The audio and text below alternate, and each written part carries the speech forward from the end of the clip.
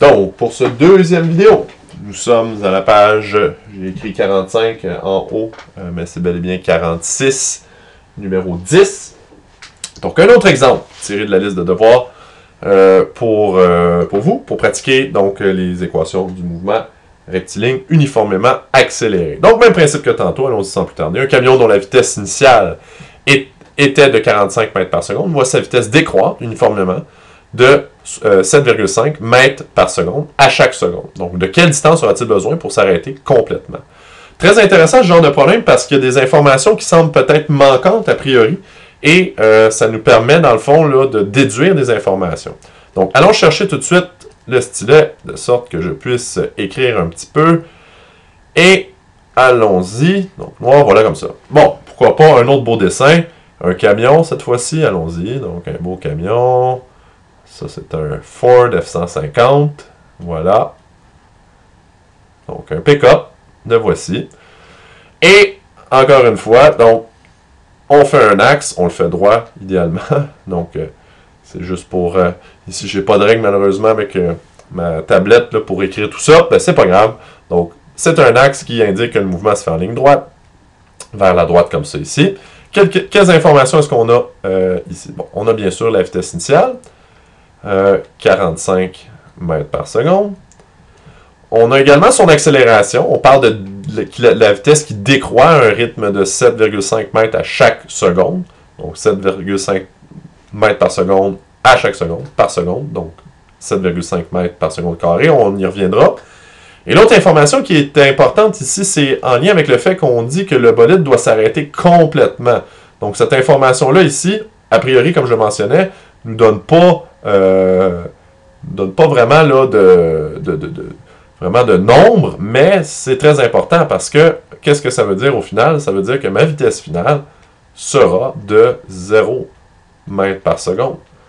Donc, puisque mon bolide s'est arrêté complètement. Donc, avec ça en main, on est très capable de faire le problème. Allons-y avec les informations. Ah oui, justement, peut-être identifier que ce que je cherche, c'est la distance parcourue. Donc, allons-y sans plus tarder. Vitesse initiale, 45 mètres par seconde. On peut mettre positif. On va définir que c'est vers la droite. VF, donc la vitesse finale, 0 mètres par seconde.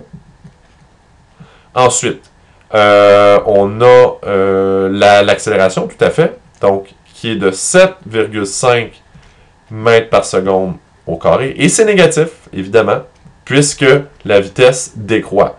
Donc, on se rappelle qu'une accélération négative veut dire qu'on perd de la vitesse. Ça ne veut pas dire qu'on recule. On perd de la vitesse. Une accélération positive veut dire qu'on gagne de la vitesse. Donc, pour terminer, ce qu'on cherche dans ce problème-là, donc c'est delta x. Et voilà.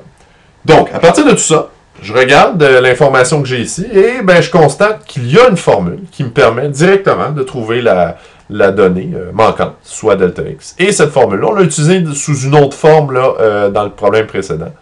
Donc, c'est-à-dire delta x est égal à vf au carré moins vi au carré. Tout ça divisé par 2 fois l'accélération. Donc, si je remplace les informations immédiatement, donc vf, c'est 0, tout simplement. 0 au carré moins 45 mètres par seconde au carré.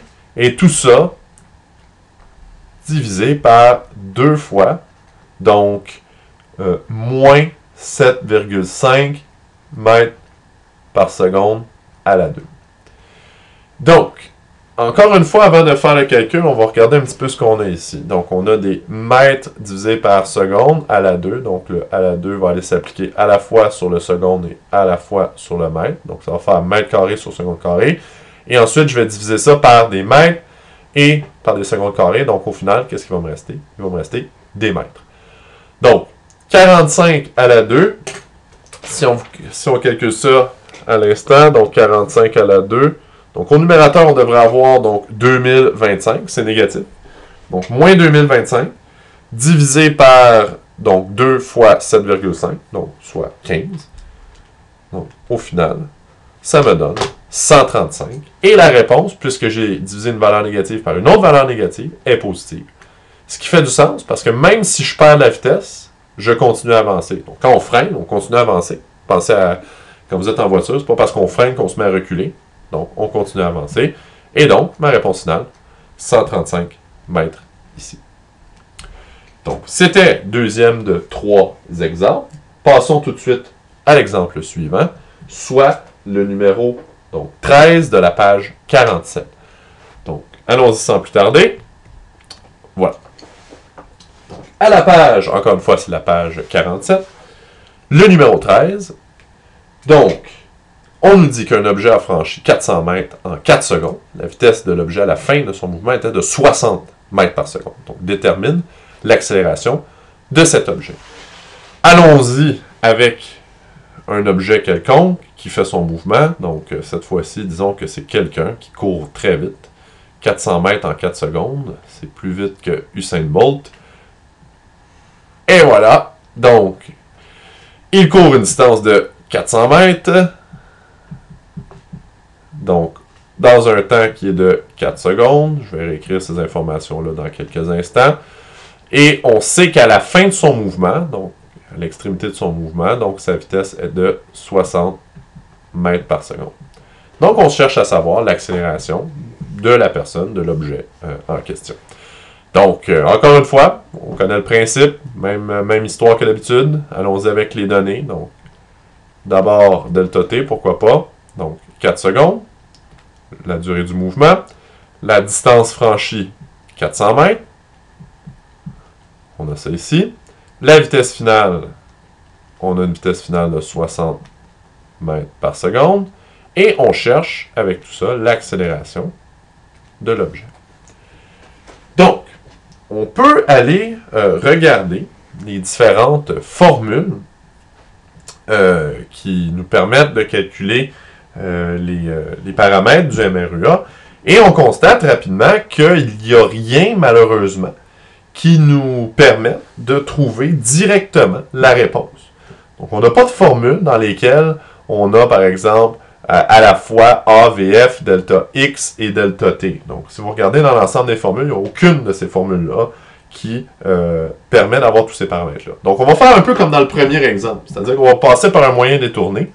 On va essayer de trouver, a priori, donc, la vitesse initiale. Et avec celle-ci, on utilisera une seconde formule pour trouver l'accélération qui est l'objectif du problème.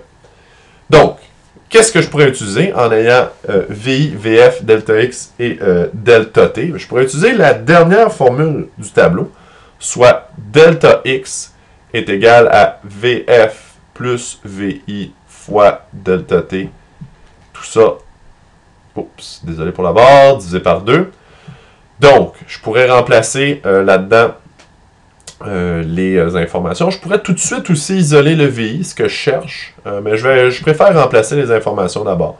Donc, 400 mètres est égal à VF, qui est 60 mètres par seconde, plus VI, je vais multiplier par le temps, 4 secondes, et ensuite, je vais diviser par 2. Donc, ici, je veux isoler VI. Donc, première étape, je vais multiplier par 2 de chaque côté, de sorte d'annuler le dénominateur ici. Donc, j'ai donc 800 mètres, qui est égal à la même chose que tantôt, donc 60 mètres par seconde. Ouais, là, je n'ai pas été efficace, j'aurais pu faire d'une pierre deux coups, j'aurais pu également diviser par 4. Ça aurait peut-être été plus approprié, c'est pas grave. On va faire ça à l'instant. Donc, prochaine étape, divisé par 4 secondes, 4 secondes. Et vous voyez ce qui se passe du côté gauche de l'équation. Donc, on divise 800 mètres par 4 secondes, on obtient des mètres par seconde. 200 mètres par seconde. Et de ce côté-ci, j'ai donc 60 mètres par seconde plus VI. Donc, pour terminer, je pense que la dernière étape, vous la voyez très bien. Moins 60 mètres par seconde de chaque côté. Et ça me donne bel et bien une vitesse. Donc, 200 moins 60 va me donner 140 mètres par seconde comme vitesse initiale. Donc, voilà une bonne partie du problème de fait. J'ai trouvé la vitesse initiale. Maintenant, je veux trouver l'accélération. Donc, utilisons une formule adaptée pour faire ça. Peut-être la plus simple à utiliser, c'est certainement celle qui définit l'accélération même. Donc, accélération est égale à vitesse finale moins vitesse initiale tout ça divisé par l'intervalle de temps. Donc, vitesse finale, 60 mètres par seconde, évidemment, moins la vitesse initiale, 140 mètres par seconde. Et je divise tout ça par le temps, soit 4 secondes. Donc, ça me donne 60 moins 140 va me donner moins 80 mètres par seconde. Et je divise ça par 4 secondes. Donc, au final, j'obtiens moins 20 mètres par seconde carré. Donc, bien que la personne ait franchi 400 mètres en 4 secondes, si sa vitesse finale était de 60, quand on regarde le signe de mon accélération que j'obtiens à la toute fin, eh bien, on se rend compte que c'est une accélération qui est négative. Donc ça voulait dire que non seulement il a couru très vite, mais il était même en train de ralentir, en train de courir son 400 mètres en 4 secondes. Donc, c'est assez impressionnant si on met ça selon les perspectives que ce serait un humain qui a fait ce mouvement-là. C'est très peu probable. Donc, voilà pour les différents exemples que je voulais faire avec vous. Donc, le reste, bien sûr, de cette séquence-là d'exercices est à faire en devoir. Évidemment, je comprends que le fait que je ne sois pas là en classe ne me permet pas de répondre directement à vos questions, mais sachez qu'au prochain cours, là, s'il y a des choses que vous avez vues dans la vidéo qui ne sont pas claires, on prendra le temps, bien sûr, de répondre, évidemment, aux questions. Et je vous invite donc à avancer, bien sûr, vos exercices maintenant que vous avez ces connaissances supplémentaires.